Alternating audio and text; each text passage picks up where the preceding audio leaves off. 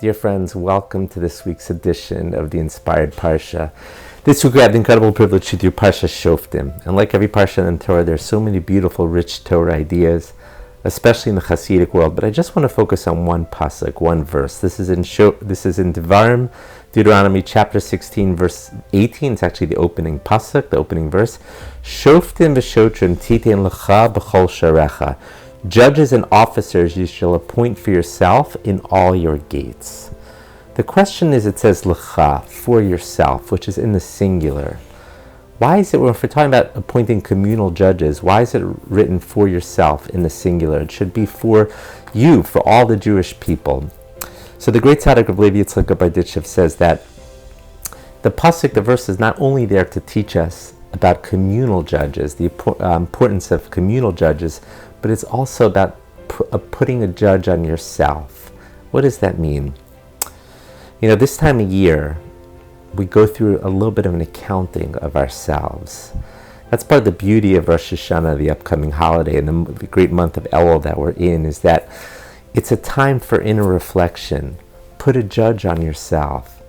Go deep inside yourself and do an accounting. What did you do right? What did you do wrong this year? What are some of the things you can do better? How are ways that you can reach your potential that you haven't reached till now? Be a little bit of a judge on yourself too. It doesn't mean judge yourself harshly, but be honest with yourself. Judge yourself in the singular too. It's not only about communal judges, but about yourself as well.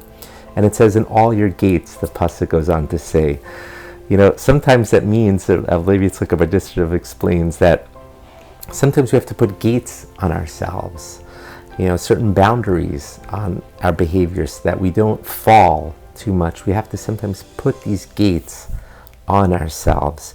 You know, this actually ties in beautifully to another idea in the same parsha.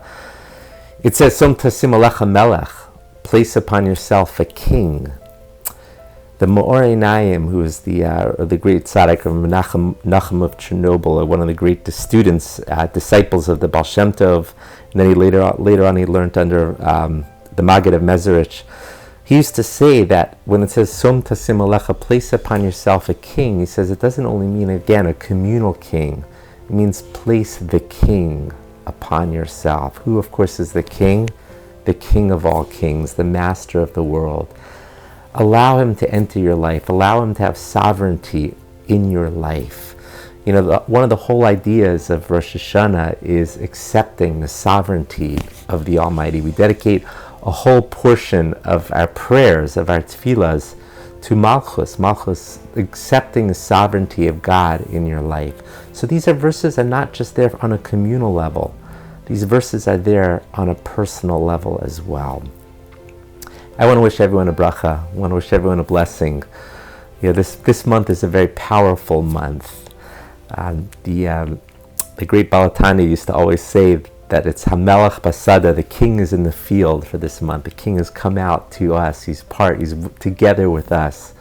Accept upon yourself his kingship for this month. Be able to do a little bit of a judgment on yourself. See all the areas that you can reach to become better. And with that, God willing, we will become much better people. We will grow. We will have God in our lives, the King of all kings in our lives. I want to wish everyone here a wonderful Shabbos Kodesh. Thank you so much for listening.